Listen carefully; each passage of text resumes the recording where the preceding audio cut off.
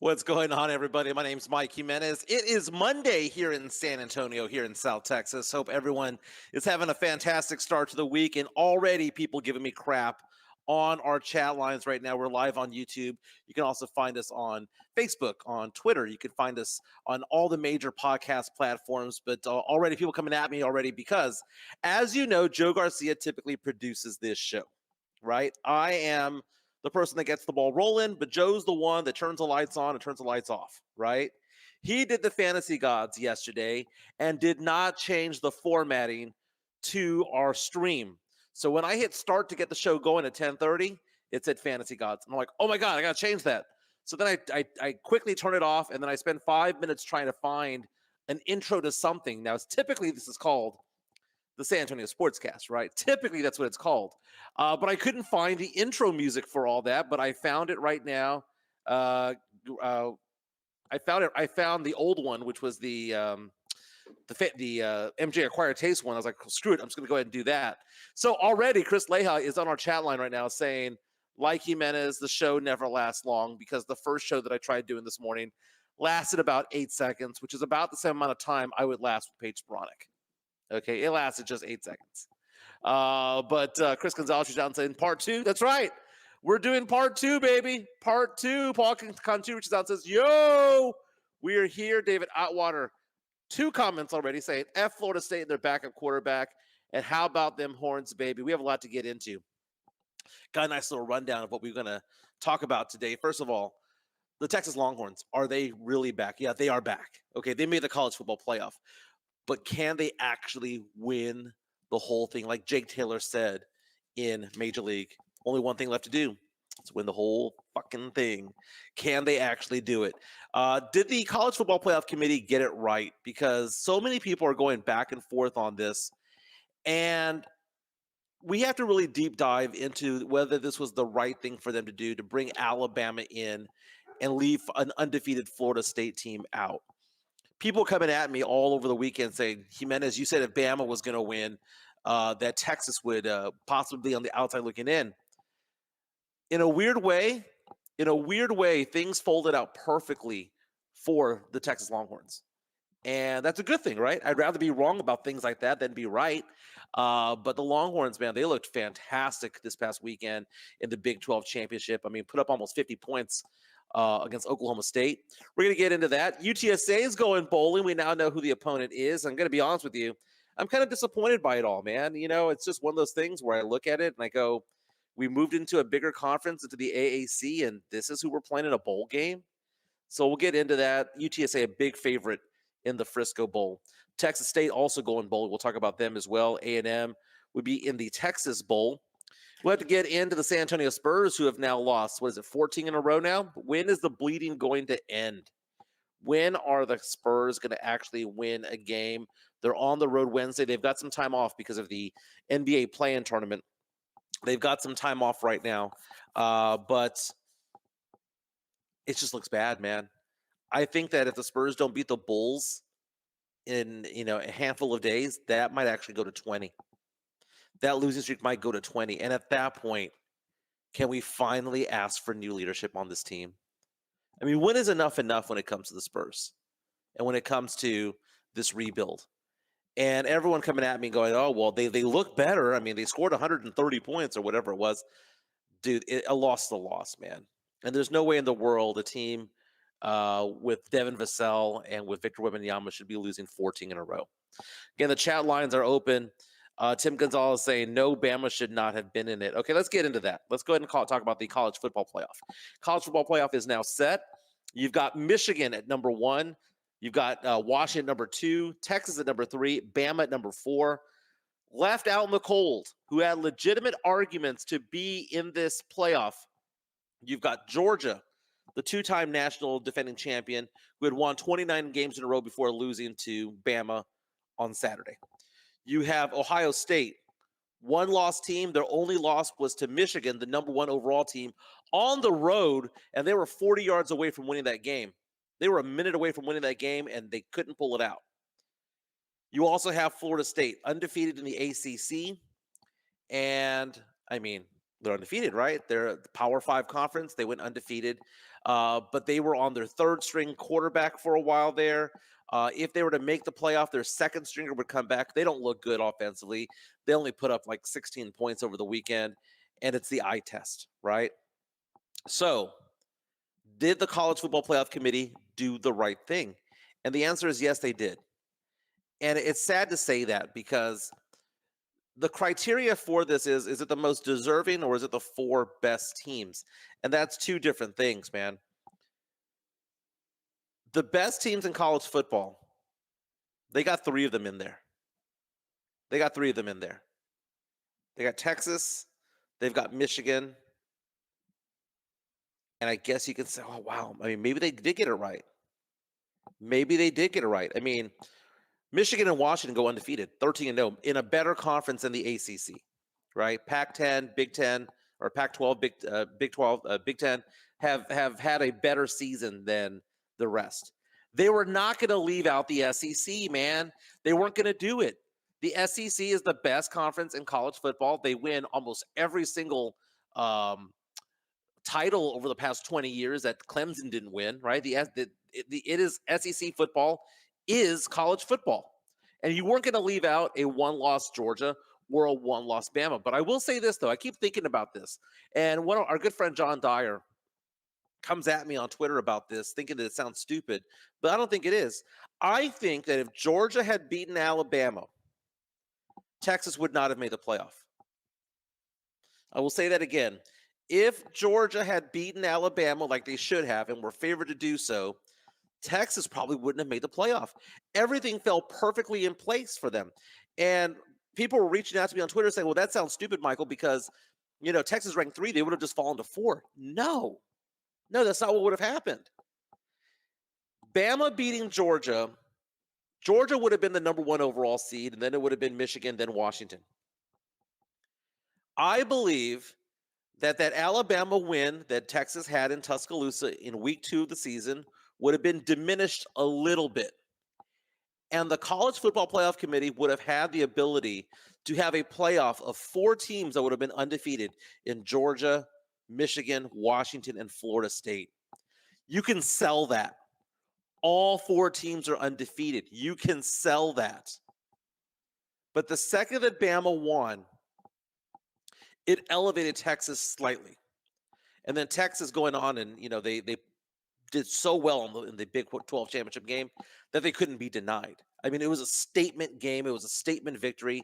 And it was an exclamation point on a fantastic season for the Texas Longhorns. And Quinn Ewers just went off breaking records in that Big 12 championship. So Texas does deserve to be in there. And I've said that from the beginning that Texas deserves to be in there.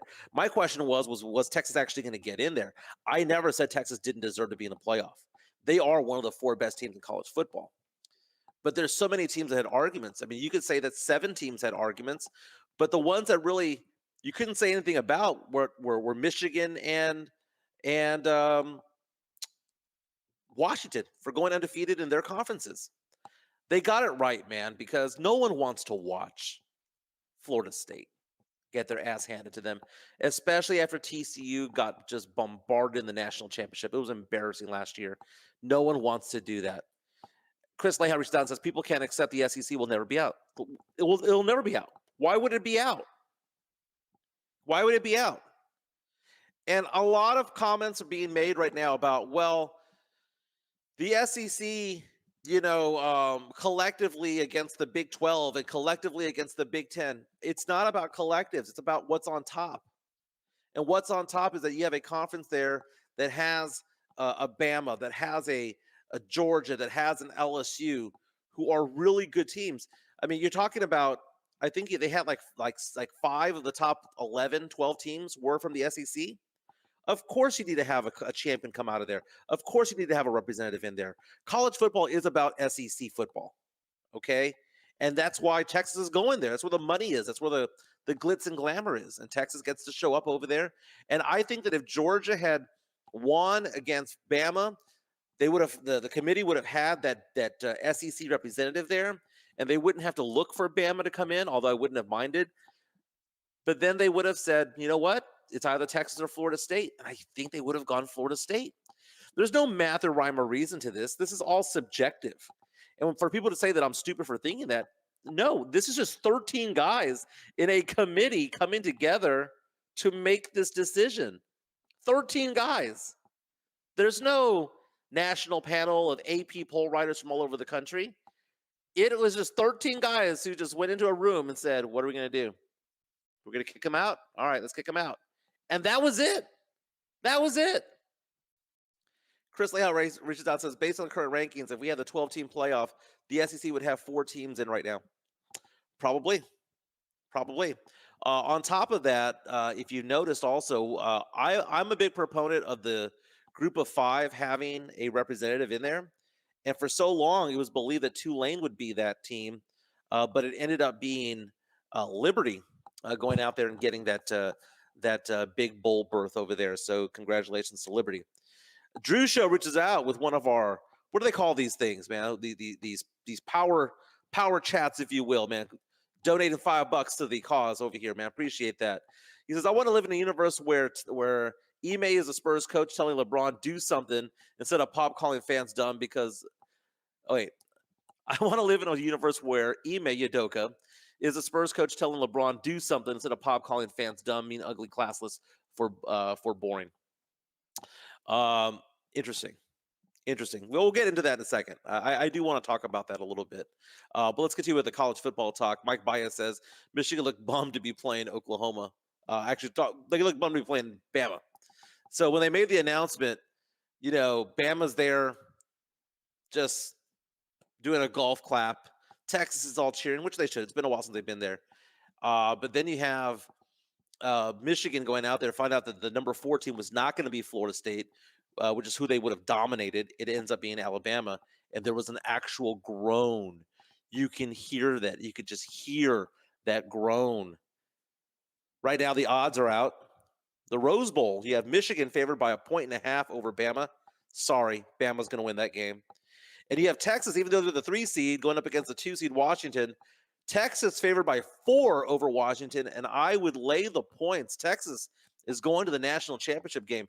That game, Texas-Washington, is being played in the Sugar Bowl at the Superdome in New Orleans, Louisiana. It's kind of a home game, right? You would expect that 3/4 of the people there, at least, are going to be cheering for Texas. So it's going to be kind of a home game for the Longhorns. Favored by 4 points. Give the points, man. I think we're going to have a national championship game that is going to be a rematch of week 2 between Texas and Bama. And Texas has gotten a little bit better since beating Bama in Tuscaloosa, but Bama's gotten a lot better since they lost by 10 to the Horns. That's going to be a great national championship game. I think any national championship game that involves Bama and or Texas is going to be huge in the ratings. But my God, if those 2 schools played each other, and they're going to be SEC partners, if you will, SEC competitors beginning next season, wow, that is going to be fireworks right there. So I'm looking forward to that. Mike Bias says, yes, Bama. I understand. MV reaches out to us. Says, so Jeff Traylor went from potential A&M coach to Houston coach to just staying at UTSA. It appears so because coaching moves are typically done right around this week, and it looks, I'm not saying that UTSA is out of the woods yet, but for the most part, it looks like Traylor is coming back. I mean, there could be a last-minute thing that heads his way, but as of right now, he looks like he's going to be the head coach of the UTSA Roadrunners next year, and I'm sure a lot of Roadrunner fans are happy about that, but he was elevated in status, man. He interviewed very well, apparently, for the A&M gig. He did multiple times for the Houston Cougars gig. I think the Houston Cougars gig, honestly, it's not a parallel move. Like it's not just going from left to right where it's not that much of an increase in stature. There would have been an increase in stature because there's more money at the University of Houston. But I don't think it was leaps and bounds above UTSA because he would have gotten lost in the mix of Houston sports. At least in San Antonio, the UTSA Roadrunners are second to the San Antonio Spurs. In Houston, you've got the Texans, you've got the Astros. You've got a lot of different things going on in Houston when it comes to that sports landscape. he would have been lost in the shuffle over there. But speaking of UTSA, UTSA is in the Frisco Bowl, which is going to be December 19th on ESPN. It's a weekday game. They're taking on Marshall, a 6-6 team. UTSA favored by 8.5 points. UTSA has never won a bowl game. This could be our first opportunity. To me, it's a bit of a disappointment, man. We go from Conference USA to the American Conference, and we're expecting to have bigger teams, bigger names, and instead we're in a bowl right now to take on Marshall, which, don't get me wrong, is a very, very good football program, a storied football program in college football. But the fact of the matter is that it's not sexy. It's not exciting. It really isn't. Now, there was some talk out there that UTSA could have gone out to the Fenway Bowl out in Boston. I would have been excited about that. They would have taken on like a Boston College or something like that out there. At least it would have been a bigger name school. But instead, Jeff Traylor, head coach, was interviewed. And I saw this interview online last night where he was saying that his players wanted to play a bowl game before Christmas. They wanted to play a bowl game close to San Antonio so that their friends and family could go and that there'd be a lot more UTSA fans out there. So they're excited to be playing in the Frisco Bowl up there in the DFW area. Speaking of DFW area, that's where we're going to find Texas State bowling in the Serve Pro First Responders Bowl. That's going to be on the day after Christmas in Dallas. They're taking on Rice. A&M is going to be playing the Texas Bowl in Houston against Oklahoma State. More comments coming in. David Atwater says Houston is part of the Big 12, though. They will be. They will be. That's part of the new. Well, yeah, they are. You're right. But the fact of the matter is that it's the Power Five is dead now. I mean, it's dying this year. You know, when you have the decimation of the Pac-12, you have the Big Ten getting richer. You have the shuffling going on in the Big 12, and it's like, yeah, it's the Big 12 by name, but there's no more Oklahoma. There's no more Bedlam. There's no more Texas. It's like, yeah, it's Big 12 by name, but not by the historic standards of what it was. Although Houston was part of the Southwest Conference way back when. Tim reaches out and says, I thought UTSA would have played my Blue Devils, the Duke Blue Devils in Birmingham. They were up for a lot of different bowls out there, but as Jeff Traylor said, he wanted to have a bowl game closer to home. And that's kind of where Chris Gonzalez reaches out and says, it doesn't help that UTSA fans don't travel. The bowl committees want some fans to travel. Now, UTSA fans are traveling better than they have before.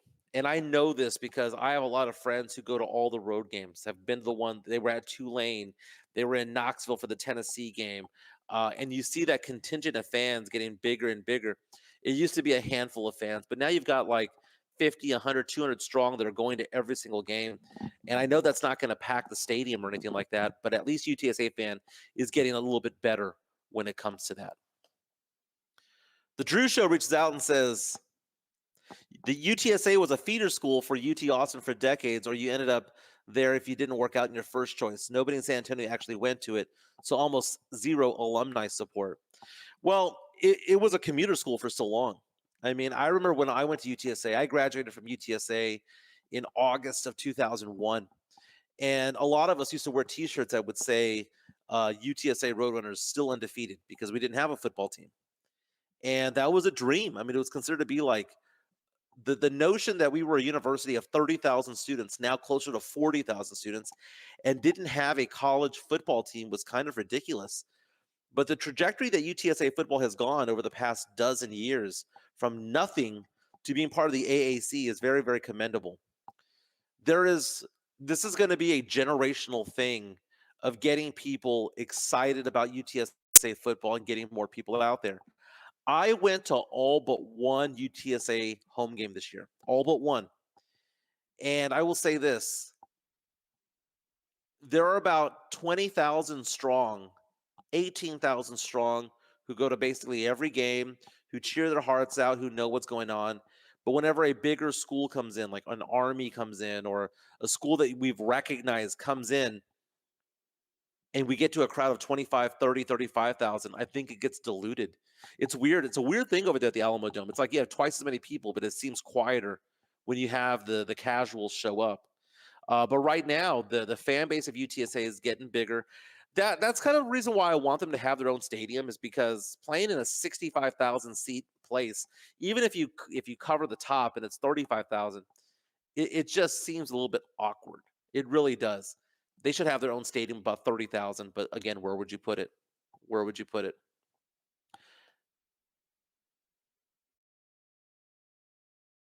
MV reaches out and says, "I really hope that changes now that we have a football team since 2011, and we will never get an NFL team in San Antonio." Um, well, an NFL team would never play in the Alamo Dome. I mean, the Alamo Dome is not fit for a Power Five team anyway in college football. So, do I believe a football team will ever come to San Antonio? NFL team? Not unless we build a palace, and not unless they're willing to play at the Alamo Dome for a few years. I don't see that happening. I don't see that happening anytime soon. Lots of comments coming in. Again, you can be part of the show by reaching out to us on our YouTube stream. Please like and subscribe. Like and subscribe. Now, the Drew Show earlier was making comments about Greg Popovich, saying that he wishes Ime Udoka was the head coach because Ime Udoka, talks trash with LeBron James. Ime Udoka thrown out of the game over the weekend after he complained about LeBron James. He didn't complain to the officials. He complained to LeBron James himself, because LeBron James was being a little bitch, as he always is. I want a new coach. I really do. I want a new coach for this team, and I've been saying this for 3 or 4 years, man. This is just something that. Sorry about that. My dog is jumping on the table. You okay? You okay, Daisy? So, doing this from home. Typically, we do this at the studio over at Joe's house, but again, he is in work training right now, so he can't do this right now. Here's the thing: Greg Popovich is the greatest coach in Spurs history. Will forever be the greatest coach in Spurs history, and he is somebody that is very well respected in the community, very well respected within the NBA and in all basketball circles. But his time has come. His time has come. This team has not played this poorly in 25 years, and it's awful to watch these games right now. Spurs started off the season 3-2, 3-2, and have since lost 14 games in a row, and the losing streak is going to get longer and longer and longer. And at what point do Spurs fans collectively come around and say, maybe, just maybe, this is Pop? Maybe, just maybe, this is Brian Wright? Like, is there a head that's going to roll at any point when it comes to this? So when this season started and the Spurs had lost 5 or 6 in a row, I was talking about the fact that I thought the Spurs should move on from Pop, move him to the front office or whatever the case may be. And I looked at it this way. I put a poll out there in Pop We Trust, and about 80% of the people that responded disagreed with me. We're like, no way, man, Jimenez, no way. The Spurs are fine. Pop is the GOAT. He'll figure this out. This is the rebuilding year and all that shit, right? But after losses, I'm taking a look at this right now. The last time the Spurs won a game was November 2nd, so it's been over a month. They lost to the Raptors in overtime, a game that I was at. They lost to the Pacers by 41, to the Knicks by 21. They lost to the Timberwolves at home. They lost to the Heat at home. They lost by 36 to the Thunder. They lost to the Kings by 9. That was a close game. They lost to the Grizzlies by 12. They lost to the Clippers by 25. Lost to the Clippers again by 7. Lost to the Warriors by 6. Lost to the Nuggets by 12. Close game against the Hawks. Lost by 2, then they lost to the Pelicans. Up next, they've lost 14 in a row. The Spurs have the Timberwolves on the road. The Wolves are 9-1 at home. They're not going to win that game. Spurs have the Bulls at home, the Rockets, back-to-back games against the Lakers, the Pelicans, the Bucks. Dude, it is very possible if the Spurs don't win that game against the Bulls, that we're going to be at 20 losses in a row. So, about 2 or 3 weeks ago, when I put a poll out on Twitter, 80% thought I was crazy. Put that poll out again last week, or just test the waters a little bit. Now about half the fans out there are like, you know what, maybe a change is needed. This gets to 20 games. This gets to 20 games. Pop needs to go. And I think Spurs fans, the majority would agree. And maybe I jumped the gun a little bit early when it came to it all. Maybe because I was first on board saying that the Spurs should get rid of Pop or move him up to the front office. I saw this coming months, years ago. My question is, why didn't the front office see this? Why is the front office offering Pop contract extensions, multi-year contract extensions? Why? This is going to be the 5th losing season in a row. The Spurs have lost 80 of the last 105 games. Who keeps their job after that? 5 losing seasons in a row and 3-16. Every single head coach right now would be kicked to the curb. But for some reason, Pop is allowed to do what he does. And then Pop had that moment a couple of weeks ago where he grabs the microphone and is telling fans to shut up and not boo and things like that. I'm done, man. I've been done for a while.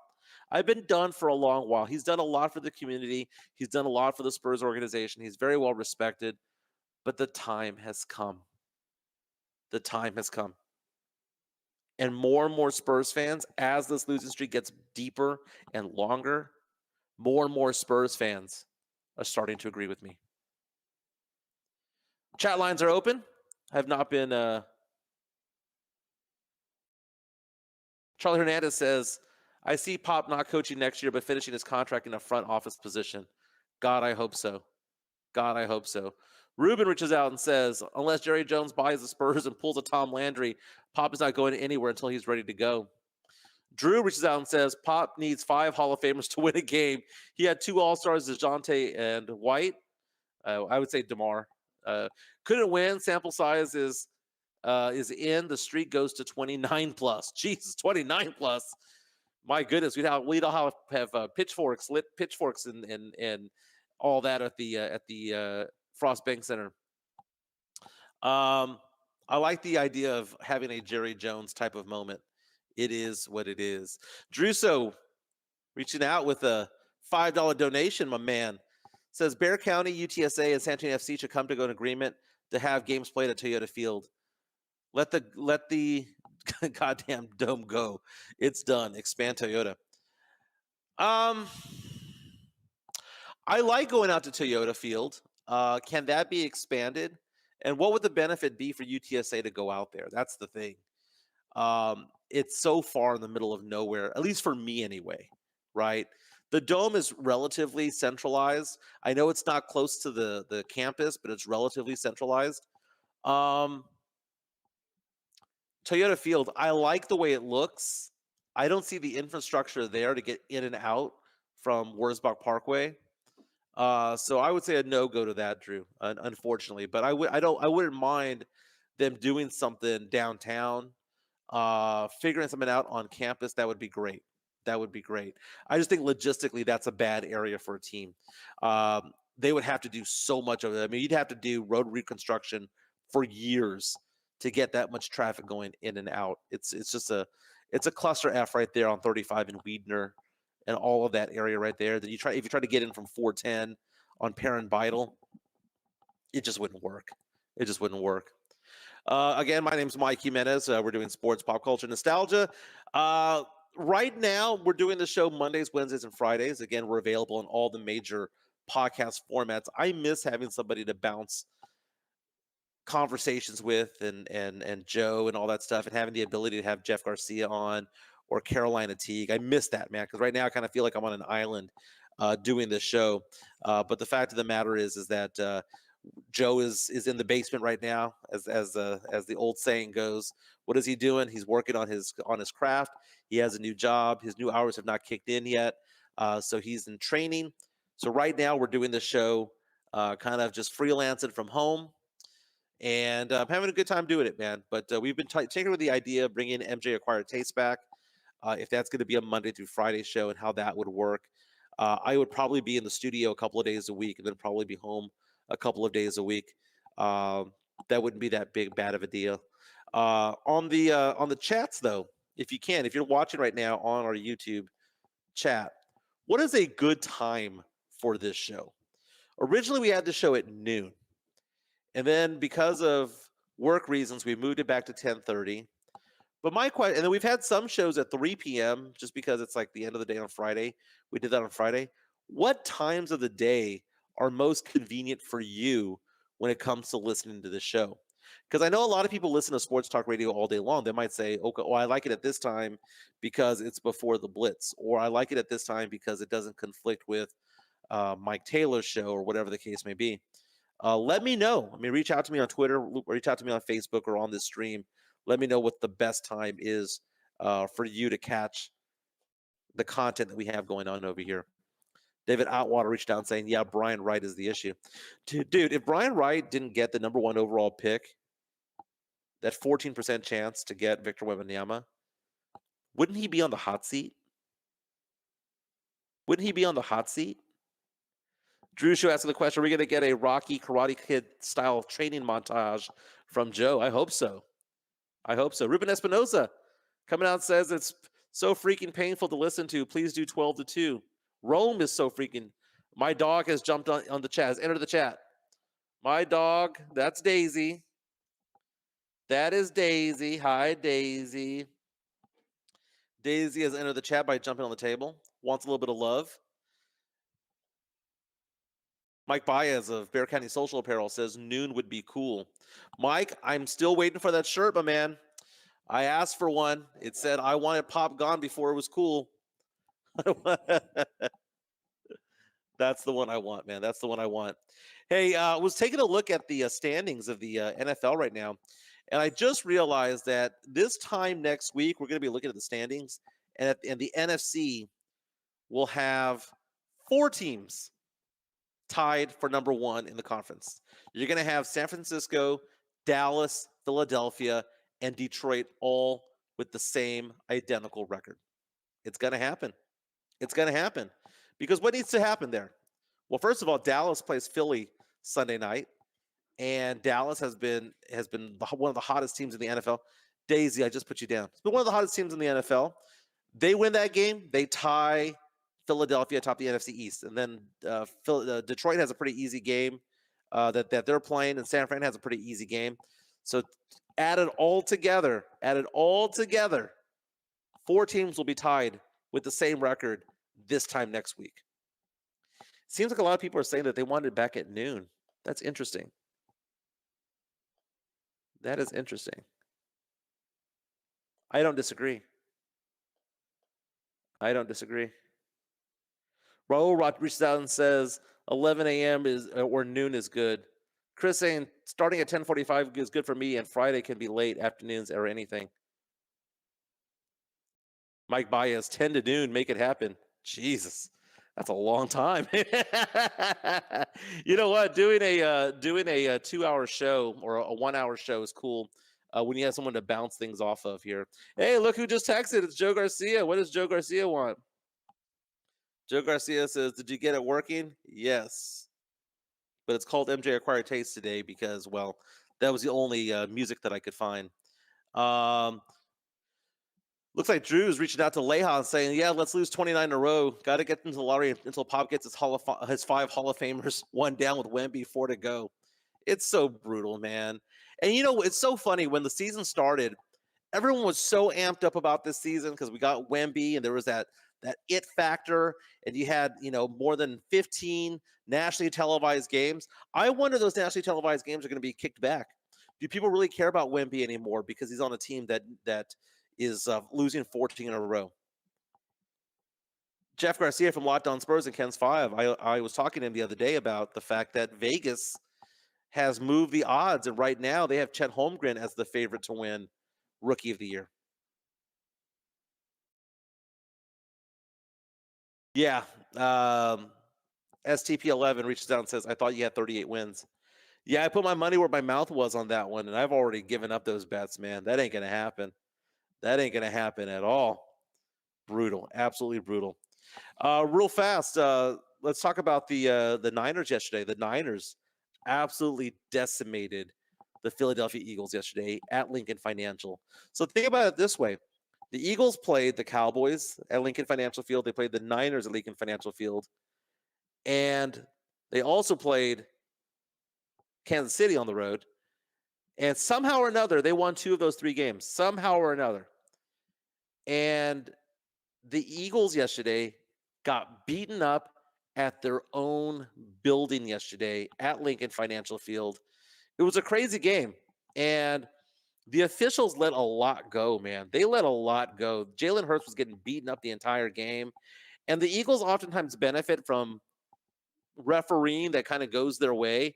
Not yesterday, man. Yesterday, most late hits were allowed. Most hard hits were allowed.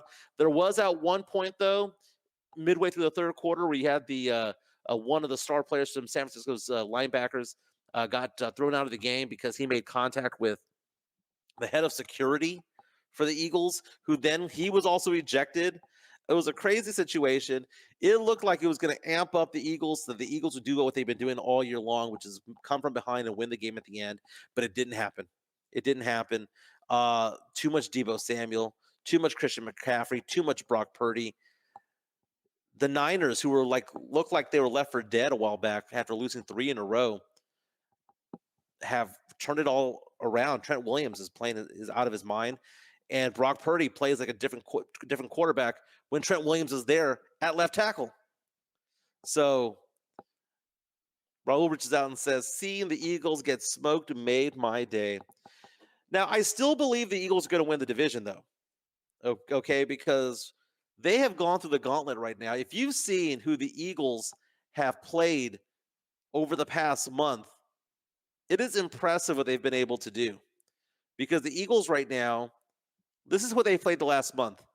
They beat the Cowboys on November 5th. They beat the Chiefs on the road. They beat the Bills in overtime, and they lost to the Niners. That is a tough stretch there. Then before that, they beat the Dolphins. But right now, the Eagles have a very easy schedule down the stretch. They've got the Cowboys next. That's their hardest game on the schedule. After that, they're on the road against Seattle. Okay, decent team. But down the stretch, Giants, Cardinals, Giants again. Those are 3 automatic wins right there for the Philadelphia Eagles. 3. Cowboys, on the other hand, are going to have to go play Detroit. They're going to have to play Buffalo. They're going to have to play Miami and have to play the Eagles. And they're a game behind right now. So I still think the Cowboys are going to come up second in the division. I still think the Cowboys are going to be they may very well tie the Eagles this upcoming week. But as long as Jalen Hurts is healthy and the way that the schedules are stacked, I think the Cowboys are still going to be second place when it's all said and done. I was reading earlier today that the tush push might be banned, that the NFL commissioner is wanting the tush push banned, and I agree. I've been on the fence about this for the longest time, man. That whole rugby style play is so unfair, and it works 86% of the time. And I'm glad that the NFL is going to be looking at this because, it's a genius what they do when they get Jalen Hurts there. They literally hike the ball to Jalen Hurts, and he gets carried over the first down marker, gets carried into the end zone. He scored a touchdown yesterday where they carried him 5 yards, and then he walked. He never hit the ground. He walked off the play. Like he climbed off the play. It was ridiculous. The tush push might be banned by this upcoming season. Rugby football has no place in the NFL. Has no place in the NFL. Raul, Chief says he says the Chiefs are cooked. They won't make the Super Bowl. Chiefs lost yesterday to the Green Bay Packers.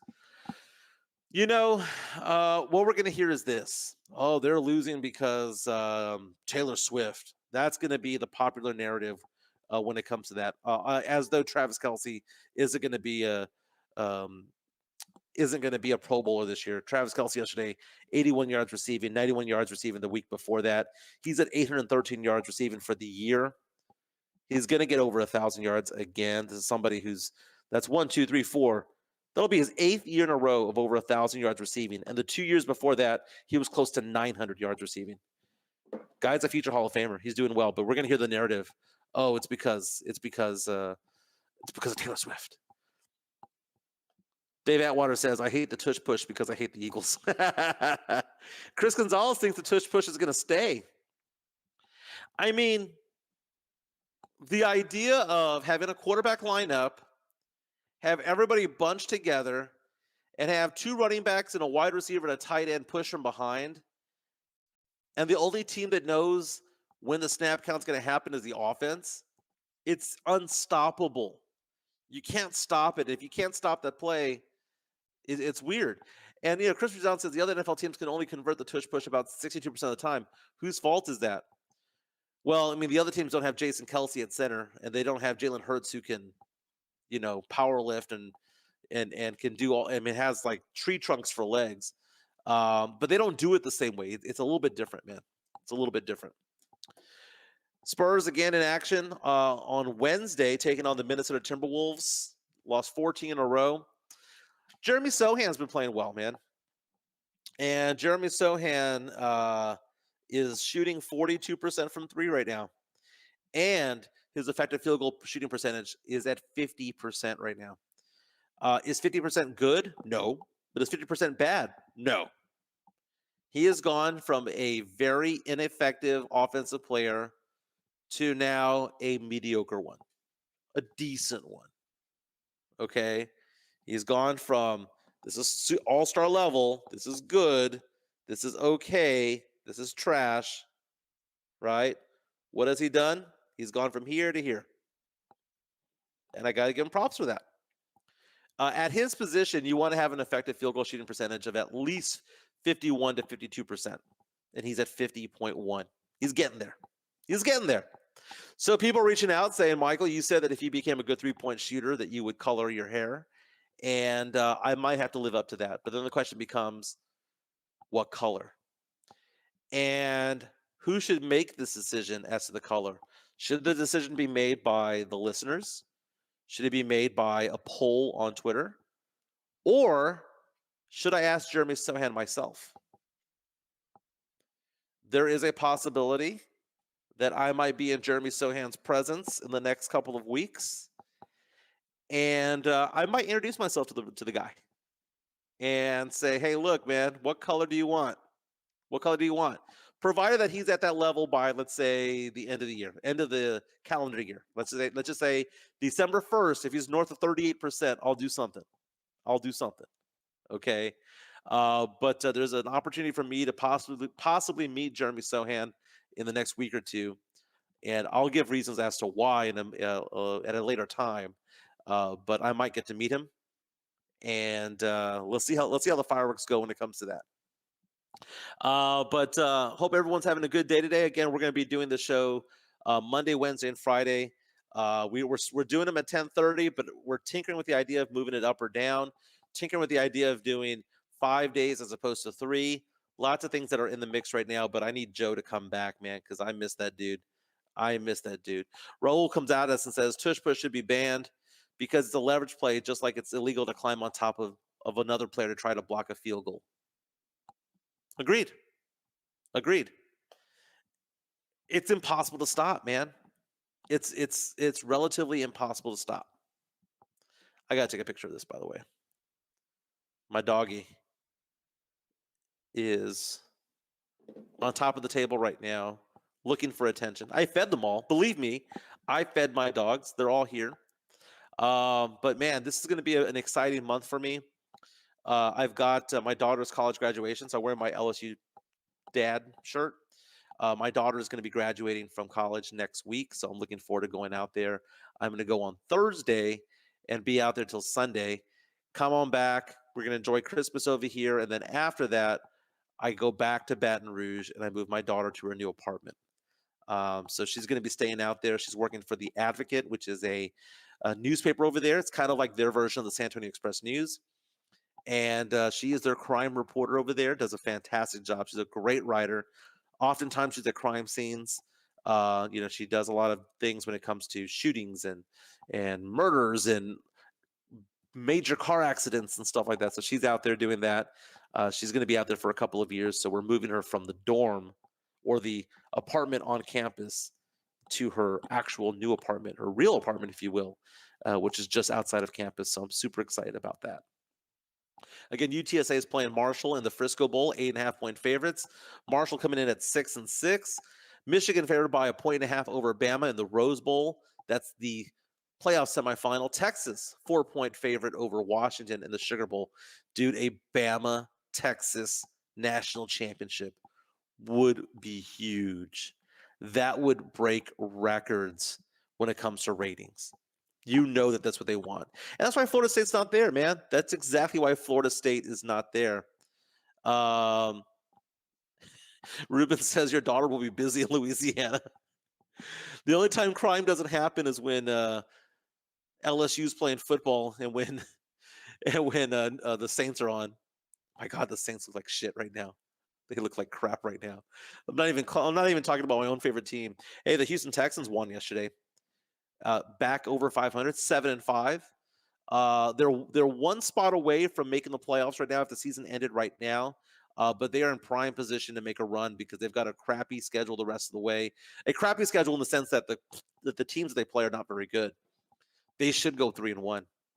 They should go 3-1 because a 3-1 would get them to what, 10-7? Somewhere around there. Does 10 wins get you into the playoffs? Let's see here. Houston Texans schedule. I was just looking at this earlier. They've got the Jets this week. That should be a win, right? Then they've got the Titans on the road. That's a tough game. Titans play really good at home. Then they've got the Browns, the Titans again, and the Colts. I'm sorry. Go 3-2. You might make the playoffs, dude. 3-2 might make it. Fellas, I will be better prepared for a pop culture segment next time. I promise you that. On Friday, we talked about the fact that Daryl Hall has sued his longtime partner, John Oates, longtime playing partner, John Oates. Vanessa Hudgens, according to TMZ, got married to a guy named Cole Tucker. Not a big fan of her. Dude, you know, one things I've been watching on TikTok these days? We talk about people getting canceled all the time, right? And the whole Matt Rife thing and the comedian Matt Rife, who performed here in San Antonio this past weekend, how he's being kind of canceled in many ways by many people because of some offensive jokes he told on a Netflix special. But I find it interesting that I go on TikTok a lot, and I find that a lot of people are getting concerned, or not concerned, they're getting upset about the fact that it's like they're finally realizing that Jennifer Lopez didn't sing in a lot of her songs, or at least what we think is her voice is not her voice. And it's kind of it's a revisionist history in some respect, in the sense that I've known this for a long time, but I find it funny that it's like the year 2023, people are going back and revisiting Jennifer Lopez's catalog and realizing, wow, that Jenny from the Block song, that's not her singing half the time. Wow, you know, I'm Real, that's not her singing half the time. And it's so funny how, like, 20 years later, people are catching on to the fact that Ashanti did so much of the singing, and a lot of other performers were singing, doing demos and whatnot, and they were kept in on the final product. Kind of funny. Tim Gonzalez is out and says the dog wants to give his opinion on the college football playoffs. That's right. That right, Daisy? Is that right, Daisy?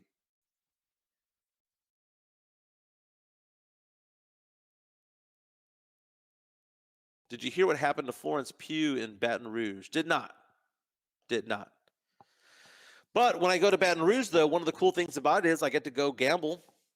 They have casinos in Baton Rouge. They have casinos in Lake Charles on the way over there, so I'll be able to check that out. That'll be pretty cool. But, fellas, that's my show for the day. We're going to get going on Wednesday around 10:30 as well. If you have any topics that you want to discuss, just reach out to me on Twitter. I'm at MJ Acquired Taste. But hope everyone has a fantastic day. We'll do more pop culture in a moment, but I have to let you go. Work literally is calling right now, so I got to get off the phone or get off the podcast, but we'll talk to it soon. Real fast, Drew Show, the power chat right here. The 5 Hall of Fame players at or near their prime. I'll wait. The tide of history will change. Soon people will say how many chips should have won. Should have been 5 or 6 or 7 or 8. I like that point, Drew. So basically, if Pop had retired in 2014 as the champ, you know, gone out on top, he would have been considered to be the greatest coach of all time. It would have been like a 1 and a 1A between him and Phil Jackson. But the fact that he held on so long, and he has 5 losing seasons in a row, potentially 6 and 7 beyond this, it makes you go back in time and ask the question, well, wow, could he have won more titles? In theory, the Spurs could have won 8. I mean, think about that. They could have won 2013 if it wasn't for Ray Allen. Why Tim Duncan wasn't on the court at that time, one of the greatest defenders of all time, was not on the court the last minute of the game, I'll never know. I mean, that is Pop's biggest what if of all time. Manu hacking Dirk Nowitzki in the Western Conference Finals that allowed Dallas to beat the Spurs and go on to win the title in 2011. 0.4 with Derek Fisher. I mean, if that didn't go in, Spurs more than likely would have won that. Kawhi Leonard landing on Zaza Pachulia's ankle. That's 4 right there. Spurs could have won 9 chips. Where is Tim Duncan on the pantheon of greatest players of all time if he has 9 rings? We were that close to 9. That close to 9. Amazing. Drew Show says Kawhi gets 1 more. Timmy gets 1 more. That's 7. Timmy could have had 7 after that. 7, but I mean, we go back in time. 0.4, 2013. Manu hacking Dirk Nowitzki. Lots of things happened along the way. There was also a time when Tim, in his prime, had plantar fasciitis and wasn't able to perform very well in the playoffs or at all. So a lot of things happened along the way. What about when Manu dislocated his elbow or shoulder that one time in the playoffs? So, I mean, the Spurs could have had a lot more than just 5. I mean, the dynasty could have been 6, 7, 8, 9, 10 easily, which is crazy. This has been fun. I'll see you guys on Wednesday. Got to get back to work, man. Y'all have a good day today.